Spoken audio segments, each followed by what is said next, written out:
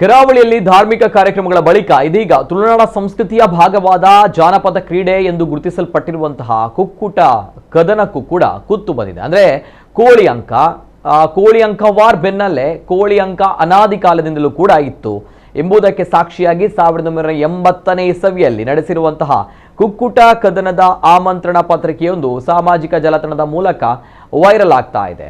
ಅಷ್ಟಮಿಯ ಸಲುವಾಗಿ 2 ದಿನಗಳ ಪ್ರಚಂಡ ಬಹುಮಾನದ ಕೋಳಿ ಅಂಕ ನಡೆಯಲಿದೆ. ಅಂಕದ ಕೋಳಿಗಳನ್ನು ತಂದು ಸಹಕಾರ ನೀಡಿ ಎಂದು ಬರೆದಿರುವ ಆಮಂತ್ರಣ ಪತ್ರಿಕೆಯೊಂದು ವೈರಲ್ ಆಗ್ತಾ ಇದೆ.